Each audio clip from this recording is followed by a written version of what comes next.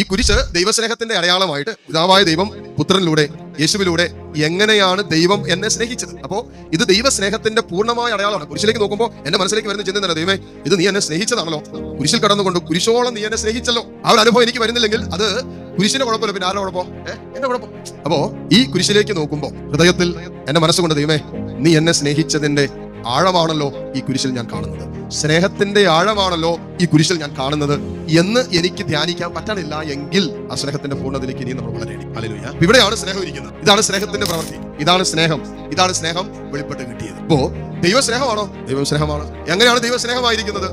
സ്നേഹിക്കുന്നവർക്ക് വേണ്ടി സ്വജീവൻ ബലികഴിക്കുന്നതിനേക്കാളും വലിയ സ്നേഹമില്ല എന്ന് പറഞ്ഞ കർത്താവ് കാൽവരി കുരിശിൽ 3 ആണികളിൽ തൂങ്ങിക്കിടന്നുകൊണ്ട് ദിസ് ഈസ് ലവ്, ഇതാണ് സ്നേഹം, ഇതാണ് പൂർണ്ണമായ സ്നേഹം എന്ന് ഈശോ പിതാവിന്റെ സ്നേഹം നമുക്ക് വെളിപ്പെടുത്തി തന്നുകൊണ്ട് പറഞ്ഞു, ഗോഡ് ഈസ് ലവ്, ദൈവം സ്നേഹം.